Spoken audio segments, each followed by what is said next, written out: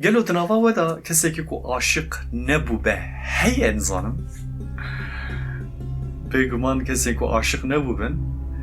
di dîrok û serboriyê da hinek ji wan ra levzan gotine, hinek ji wan ra gotinan gotine, yani sıfetan ji wan ra gotine. Rojekî etarek, ya ji binavê xwe yên ku berbela ve çerçiyek her tiştê xwe malê xwe, her tiştê xwe nîka li ser kera wî çi hebe, daniye ser kera xwe وەکە گولباژارۆکێکە بچووچک دگەڕێ بەرێ خۆ دە گوندێکی گازی دکە دەبێژێ شتە بەنیشت هەنە و شەکر هەنە و سەر بسەرژی چێ دەبێت وەختێکی دەمەکە کەفندایە بەرێ یانێ حاصلê kelam jinike gazî dike radike wî evkê xwe radike ser kerê xwe hinek tiştê xwe radike û dibe mala jinekê di vegerê da lê dinêre ku kera wî nexuyaye hal wê derdikare hal wê derdikare malûmê we sermeyanî wî hemî li ser wê kereye ew jî çû لأن راكو جماعات كذا مزقفتة جامية أو روجي رجائيني جماعات جيت رجاية وبيجا صار جمالة جامية رابيجن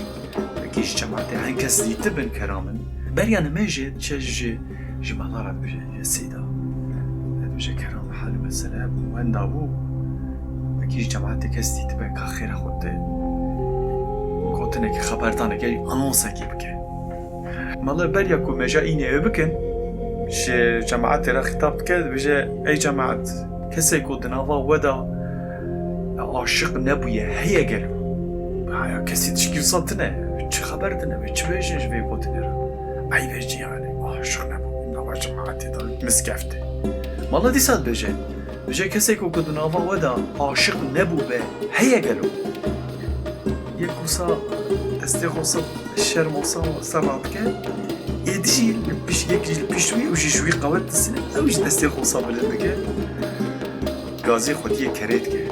بيجت كرك واندا قربو او اشترا دحم كر كلو انا واو دا كسكو عاشق نبو هيا قال